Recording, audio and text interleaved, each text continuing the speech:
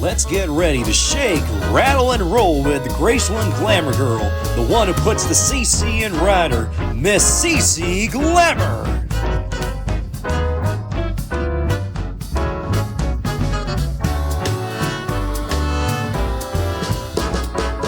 See, I wonder who CeCe will have on her show this year. See, I wonder too. See, I hope I'm on the show. Hello, everyone, and welcome to another episode of TCV Talks with CeCe. As usual, I am your host, CeCe Glamour, and today we have some amazing guests, so I will let them take it away. Hello, my name is Gibbs. I'm an ETA, and I live in the Mississippi area, close to Tupelo, and I'm Elvis's cousin. So. Honestly, that is amazing. Actually, to start off with our first question, how did you find out that you were Elvis's cousin, and what is that like for you? So it was around COVID. We were I went to school one day and I went and we learned about Elvis at school, and after we learned about Elvis at school, I went and told my dad, and my dad said that I was Elvis's cousin, and that's how it was mind to me. That definitely has to be to also live in Mississippi and to learn about your cousin. And then you go, that had to be really funny just to come home and be like, hi, we learned about Elvis. And then you get told, hey, that's your cousin.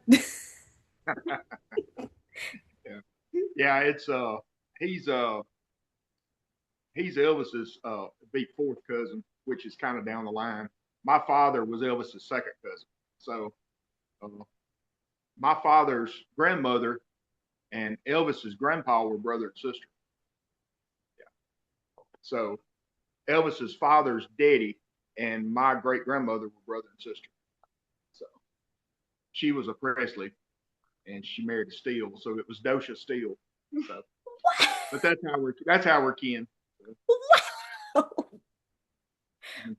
Okay, that might be probably one of the best cool fun facts that I've ever had somebody have actually on the podcast. So congratulations, you have won the award of being the coolest guest I've had. I wish I had an award, but all I have is a t-shirt. So but that has to be that actually, like I said, that has to be really cool to actually have that. And does that influence you as being an ETA? It really does. I try. A lot of ETAs they'll go and use a tribute artist as their primary example, but I use Elvis as my example. And that's honestly the best example. That honestly, even being a tribute myself, I like looking at Elvis more because you always find something really cool to add that you can't find looking at somebody else doing it. Mm-hmm. That's why I wanna do what Elvis did. I don't want to do what a tribute artist did, and then that's how some of the judges during a Elvis competition. Some of the judges are because they go by tribute artists when they're really supposed to go by Elvis. Especially Yeah, it being you better watch what you tell about the judges because you don't know that for a fact. You know, there is.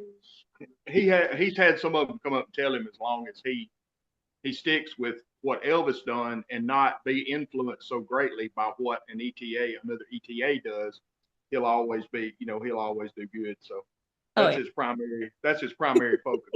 Sure. and even with being a tribute, honestly, I feel like that's the best part of it is being able to actually have Elvis as your reference, but also being able to put a little bit into yourself in it. And for you, because that's so close to family, you kind of you have a little bit of a cheat code there. It's so funny because when he was up, go over and get that picture. When he was before Gibbs was she's grabbing a picture right quick. Before he was a year old, we had him a tiny Elvis suit, and we didn't think much about it. And that's why Saturday Night Live skit, Tiny E. I don't know if you ever saw it or not, but Gibbs, this is Gibbs. He wasn't even a year old. And he had the little Elvis suit and everything. So anyway, he then of course when he you were what, 8? 8. He Yeah, 5. the first time he 5. competed, the first time he competed at That Tupelo, he 7, was 8 years 7. old. I was 7. Wow. Yeah. About to turn. Yeah. But anyway, so this is his 4th year to compete. This was his 4th year. So Wow. I just you know, he's got a lot of the moves and stuff down, like you talked about. He's real good about. He has a real good memory on things like that, and he does pretty good. And one of his main things that works for him is that he doesn't really get nervous before a show. If he gets any nervousness, he turns it to energy on the stage, so it doesn't affect his performance. Fortunately, unlike his dad when he got on stage, you know. But I used to just sing in a band. I never done ETA, so but he does it. He gets up there and he does it. You know, he kind of just turns it around. He doesn't get that bad nervous, so it plays in his advantage. But when we're just looking to see, because you know as well as I do, in a few years, possibly in the 2 or 3 years, the voice could start changing. So that's when he's going to start really trying to get the voice, Elvis voice down. You know, it's kind of hard to right now, but Yeah, because I have a very. it ain't that high pitch, son. You're only 11, I mean, son. But he, I tell him every time after he competes, I said, well, did you have fun? And he always says, yeah. I said, so do you want to do it again next year? And he says, yes. So as long as he, you know, is enjoying it and having fun with it, and he wants to do it and kind of takes it kind of on the serious side, you know, not just playing around, we'll support him in it for sure. It is We may not be able to fly him around the country to some of the other Yeah. festivals. Yeah. Especially with the ones they have overseas, and then you have, of course, the one in Yeah. Canada. I think that's the funny thing about the contest is you don't realize that it's one way to find out that Elvis is everywhere. Yeah, he is. He was invited. It was sometime last year. Was it North Carolina? The lady was trying to get you to. Alabama.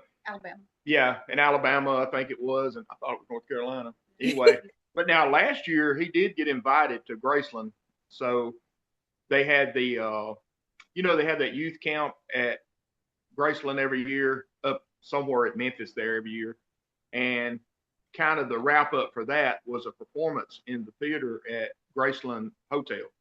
So he got invited up there to come up and do a song up there for that. Him and as a matter of fact, the Horn boy, Dawson Horn, got to go. There were several ETAs got to go to it, got up there and got to perform. So that was really nice. It was a big, nice theater and all. So he enjoyed that too. But he was selected out of others. So I guess that says something for him, for sure. That I think it definitely does, especially with having Camp Elvis, which I've heard quite a lot about it more. Yeah. And it's always fun. I mean, it's fun hearing about it, but definitely, of course, meeting you in Tupelo was really fun because you have this like big ball of energy up there doing this amazing set for the 70s, which a lot of the times is a very hard set, even for some of the adults. I love doing 70s every now and then, but I personally know that some people probably don't want to see a pink jumpsuit. But that's not gonna stop me from getting one. I'm like, but that's not gonna stop me from getting one. Yeah. But talking of jumpsuits, what is your favorite jumpsuit? Because there's so many to choose from. My favorite jumpsuit is a jumpsuit called, what is it called? The chain? The ladder. The ladder jumpsuit. That's my favorite one. You don't have that one. I don't have that one. Yeah. Well, they're all expensive. I mean, yeah. But Yeah, we've been fortunate enough that some of the other, we're friends with some of the other ETA and like the younger ones, and they'll you can buy some of the B&K suits from them, some of the ones that kind of pass them down. So he was very blessed at first at B&K that he had because it was actually given to him. Wow. And it's a really nice black suit. It was really nice, and so, uh, but he's done bought two more since then, or we done bought two more since then. So fortunately, we don't have to pay the full B&K price so far. So we'll see. He may have to get out there and win a competition or two to buy a B&K. Exactly. But I think that's a great motivator. Instead of the ultimate bills, like I'm just here to get the B&K coupon. Yeah. I myself have gone on there and seen. But it's pretty great because all the other ETA families, they like to help out the others.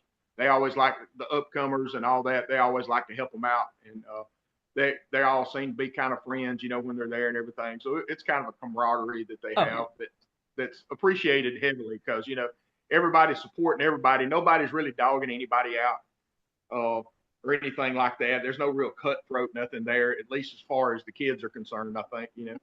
I'm sure parents always have their conspiracy theories, but still, oh yeah. I have heard it all from the kid side, all the way from the adult side, and being backstage for the adult side, I have heard it all. Yeah, yeah, I've heard some people, but like I said, as long as he's having fun with it, I'd rather him be doing that as being, trying to do a lot of the other things that a lot of kids are doing now that we really want to try to keep them away from. So, Oh, I definitely understand it. Going back to some of the outfits, I, as somebody, I will go on the B&K website and I will scroll and I'll go, "Ooh, that's a cute shirt. Ooh, that," and then I have to go, "Wait a minute. I can go to an antique shop and find the same thing, and it'll be the actual era." So at least you do really? 70s. Yes. I do 50s and early 60s. So I get to at least kind of go and meddle around a little bit and go, "Okay, well, I have this piece and I have this piece." Right. But you don't have to worry about a gold lame unless you decide to do gold lame. That is a fun suit. I have too many gold. My mom says I have too many gold lame pieces. I think she's right. He does have the gold lame jacket. Yeah, he does have the jacket. Yeah. I have. We we went over there. You was talking about the B&K. We bought this suit that he wore in the competition this year.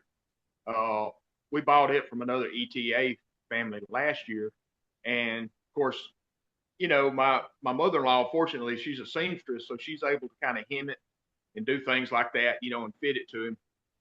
So we decided, well, we'll go on B&K site and just see how much the cape is for it. Well, the cape was $1,000, so we were like, we're going to hold off on that, just the cape. So just the cape. Yeah. $1,000.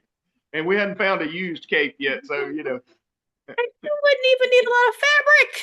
Yeah, that's what I'm saying. So. But yes, of course, I just feel like if you're going to wear the cape, you're going to have to be a really stand-up performance when you get out there too. So. Oh yeah, I've heard. As well as anybody, the visual is probably 60 or 70% of the performance most of the time. Maybe even possibly more than that. But then when a great voice comes from it, it's always going to be awesome. So. Oh yeah. I know a couple of ETAs who do have capes. I'm not sure if they're now selling them, but I'll keep my eye out for a cape. Yeah, there you go. I love the fact that we do actually have youth ETAs because it's so fun to actually just watch you guys up there have a good time, enjoying a man who, in my case scenario, being 25, has been dead a lot longer than I've been alive, but a lot longer than you've been alive. And that definitely has to be funny for you of being able to tell people like, "Hi, I'm an Elvis fan," and I'm pretty sure they look and go, "Huh?" So how is that like for you? Of course, telling people you're an Elvis fan. Telling people if I'm an Elvis fan. First off, I tried to. Well,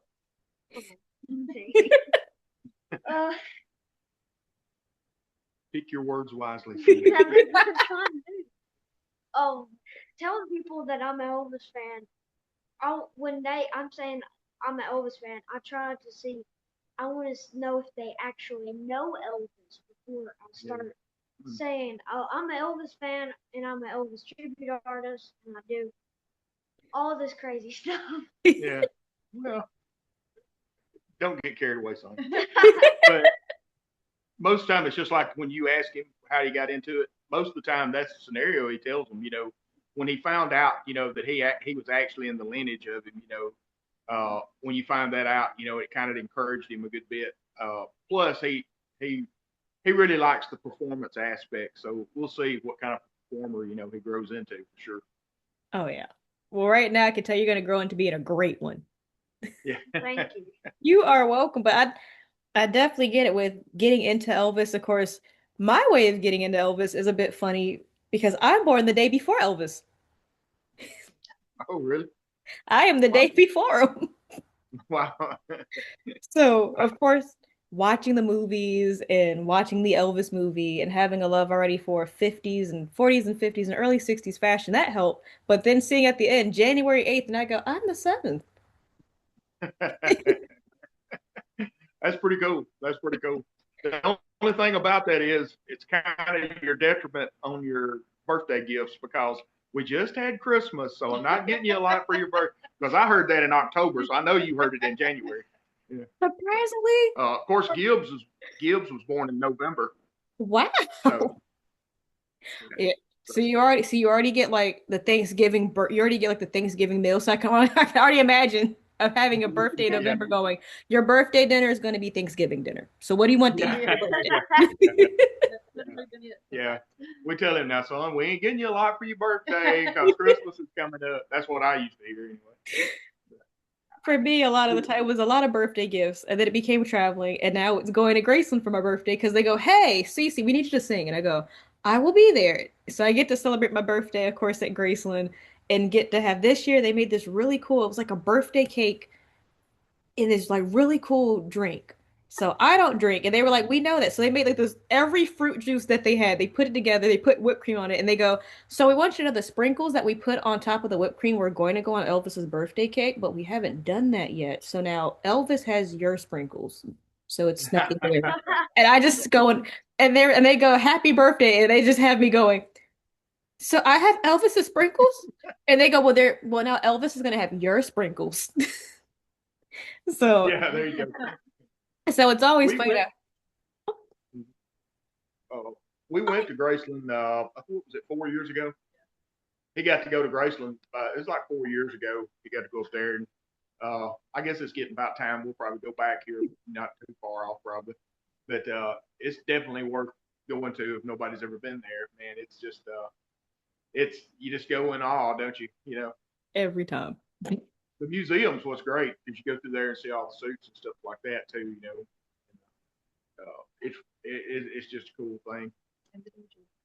Yeah, and he's also we went last year. We went up to the dojo, the karate dojo down from Graceland, where Elvis practiced karate, and talked to the spa guy, Billy.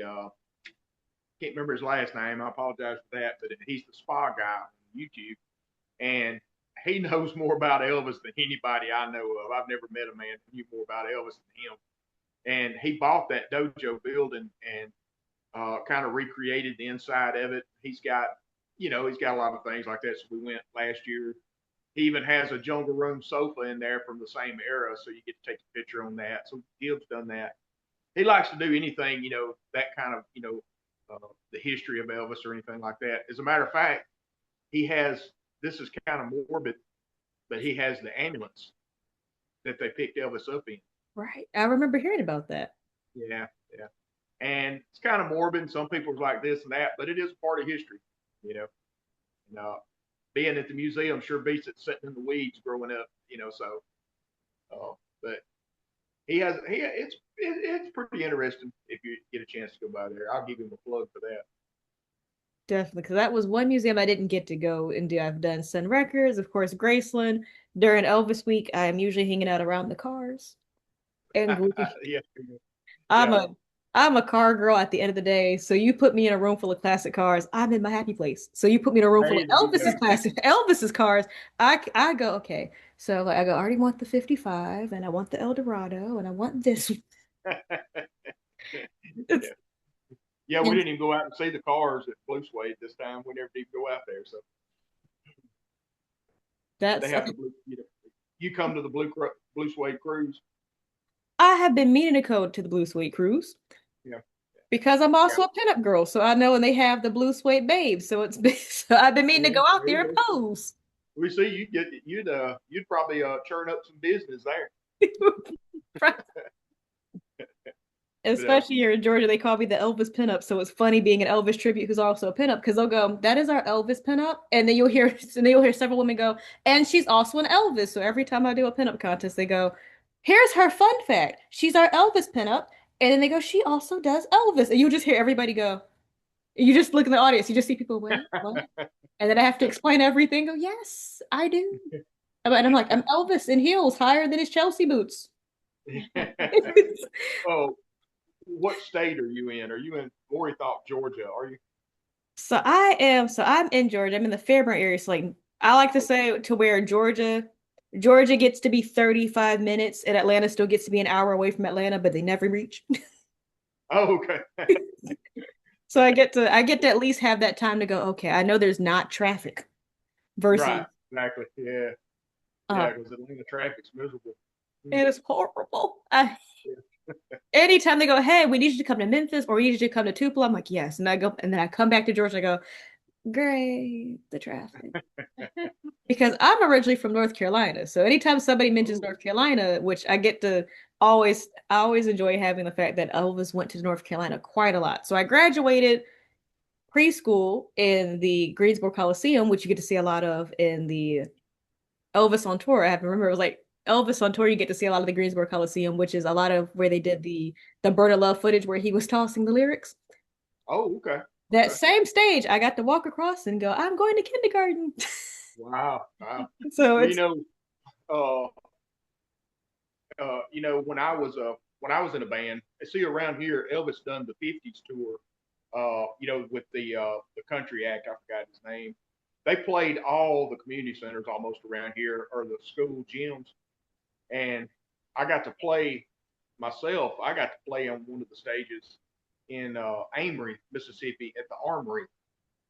He performed there back in the '50s at some point.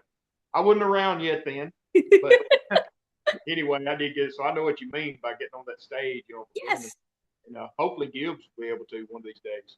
You know, Oh I hope. yeah. Oh, if he sticks with it and works at it, and kind of takes it a little bit serious, it'll be good.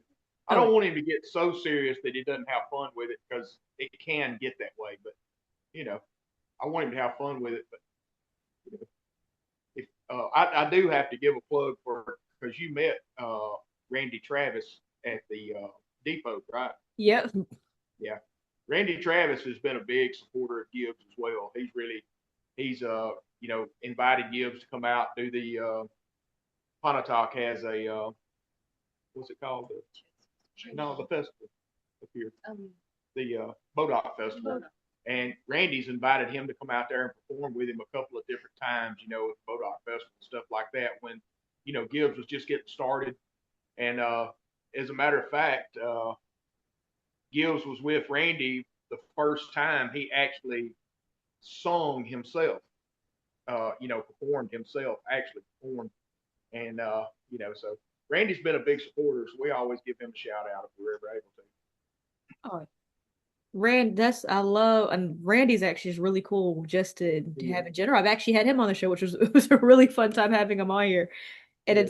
it's always nice to actually see the adult ETAs want to help out the youth ETAs because there's so many adult ETAs that really no child shouldn't have a mentor in the space because there's every day there's a new ETA happening. And it's just always nice to see to where if there's ever a question that there is an adult ETA who can try their best to solve or figure out or find out. And that's probably one of the greatest parts of the community is having that. He helped you a lot. He even told us he gave us a great program. He told us a particular laptop, not laptop, a tablet that he used, for his tracks. He told us a good website to go through to get the tracks and all that kind of stuff. That kind of, even technical support he's helped us with. He even invited Gibbs and Zach to Tupelo to do a meet and greet this past Saturday, as a matter of fact, over at Relics at Tupelo, while the other ETAs were on Main Street up there. And so he got to do that. Lost one of his rings. It just flew off his finger. We never did find it. Rolling on the river. He was doing rolling on the river, and his ring rolled across the floor or across the grass. We never found it, but we had a good time. Yeah. Yeah. That is. If it hadn't been for Randy, he wouldn't have got to do that. Randy invited him over to do that, so I forgot Zach's last name. Maddox. Zach Maddox was there as well. He's an ETA. He competed with Gibbs this year. Well, he's competed with him the last. Yeah. You know Zach probably, yeah. Yeah. I actually I had the honor of sharing the stage with Zach during during the Clam Bake Festival, which if you ever get the chance to even talk to Tara about the Clam Bake Festival. They're actually setting up everything now as far as the theme and everything. Really cool. It's Mother's Day weekend, Elvis weekend. You get to sing with some of the ultimates. It's really fun. It's at this gorgeous. The resort is gorgeous. You get to go on the balcony. It's just land. It's just water, little islands that you see. And it's peaceful. Oh yeah, that sounds great. It does. Maybe one of these days, son. Oh yeah. Like you'll have that one, you'll have a lot of fun. They have a lot with the youth. So I think I'm trying to remember how many youths we had. I know we had a lot of youth this year. We had an array. We had 50s, we had 60s, we had 70 youths, and it was this year I think it was Blue Hawaii themed. So everything had the first night had like stitches on the table. We had Angel coming out. It was fun. Yeah. I had you were talking about the 50s, 60s, and 70s. I had this theory. I've been telling it the last 2 or 3 years, watching the competitions, because we've only been involved with the Elvis Fest since Gibbs got involved in it. And, I always told him, son, if you want to try to win a competition, you're going to have to wear a jumpsuit. Well, they blew that theory out of the water this year at Tupelo because it was a Riley Jenkins won, and he was doing like 50s and 60s yeah. Elvis. Yeah. So that blew the whole jumpsuit thing out of the water. Because that's usually the theory. Even I've noticed that is like usually during the contest, you'll see a lot of the 70s guys win. But it really depends on the judges too, because you'll have a lot of the judges are usually more so looking for that 70s feel because a lot of people remember the 70s more than they remember 50s. But this year it was a 50s free for all. Right. Well, I told him, I said, you think about it, it really plays in the favor of the I don't know if you'd call it the industry of Elvis, but the guys that all the ETAs that go out and perform and they earn a living doing it. As well as I do, some of the guys are 60s, 70s. You can do that in a jumpsuit, but when it comes to going back to like the 50s Elvis and the moves, it's kind of hard for a 60-year-old to get back to that. So it kind of gives a longevity for their performance too. I guess helps with that. Oh yeah. That was the thing Randy and I we were talking about on the show. He was like, I commend you not only for being a woman doing 50s, but for you doing 50s. Because he was like, if I try to do the windmill, I'm going to tie my shoes together and I'm going to fall. I think that was one move that I was like, I'm going to learn how to do that. I learned how. Now I don't do it with every 50 song because every 50 song doesn't need the windmill. But dang it, I learned how to do it. I went, if I can slip it in there, I'm going to slip it in there. There you go. Yeah, it is though. I mean, like I say, there's so many of them that's able to do it for so long and everything, and that'd be great if Gibbs gets up where he can start doing some bigger performances and stuff. We'll see. We'll see what the future holds. Yes, well, I cannot wait to see what you get up to next. He's actually going to get to perform tomorrow night. You want to tell him about that? It's at the Tupelo Elvis fan club there in Tupelo.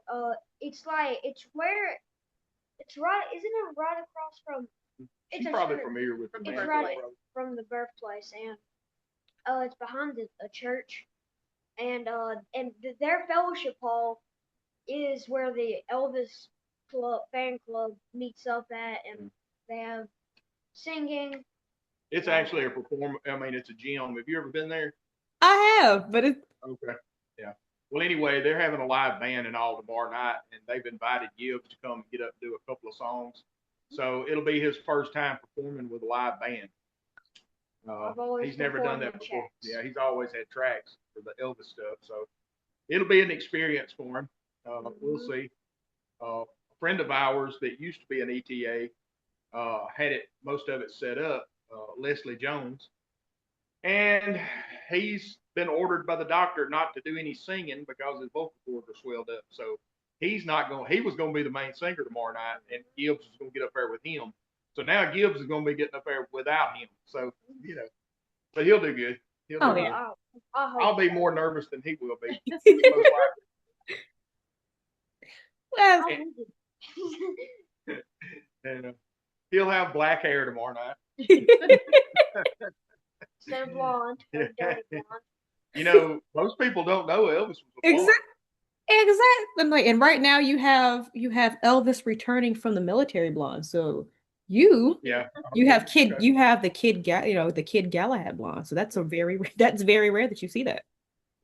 But I cannot see anybody winning a contest with blonde hair. I think the day that happens, everybody's gonna be like, "Why are we even up here? Why are we there? Why are we here? What's going on here?" Well, it has been amazing having you guys on the show. Y'all are welcome back anytime. Well, we appreciate you having us on your show for sure. You are welcome. And as we like to say, it's time to shake, rattle, and roll. And until next time. Bye.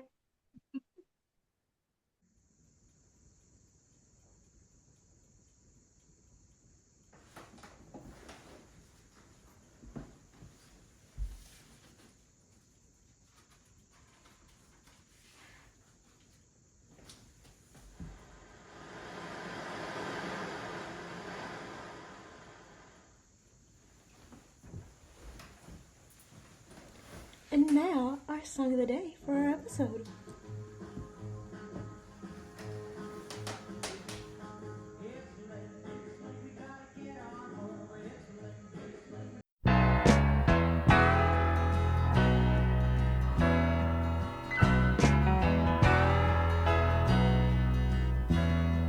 The first time I saw you, I knew I was hooked on somebody other than me.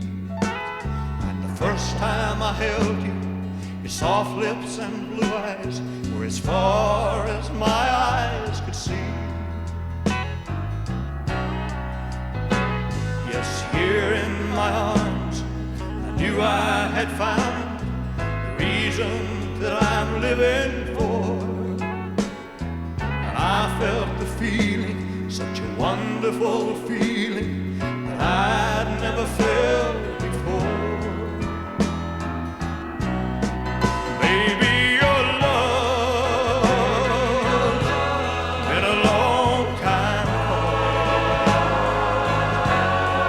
Baby, your love got a hold on me. Baby, your love sure got me humming.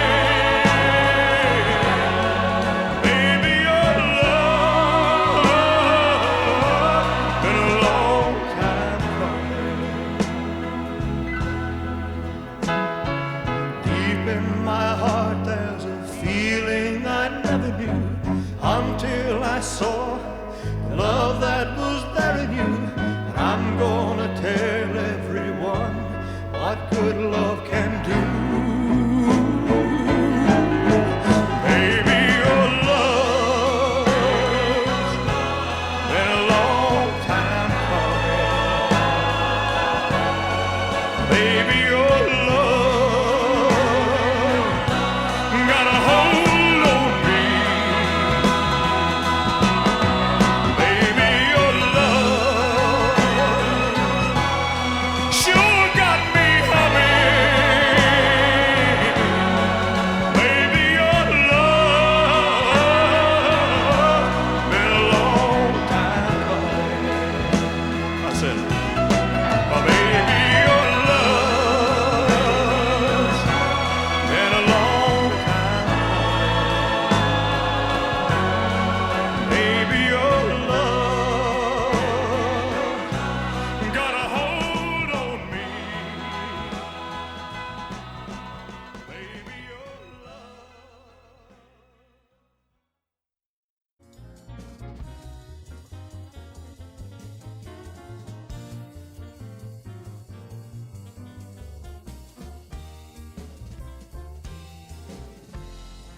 The Glamour's Pink Rider podcast is proud to sponsor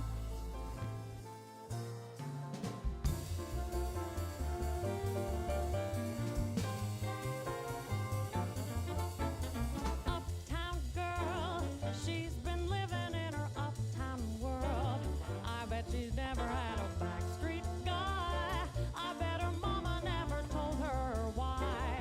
I'm gonna try for an uptown girl. She's been living in her white bread world as long as anyone with hot blood can. And now she's looking for a downtown man. That's what I am.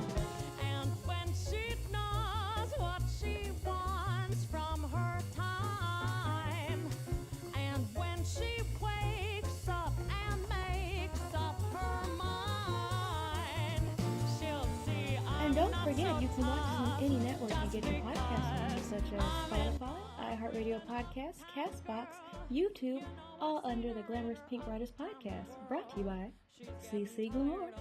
And remember, stay cool, cool cats.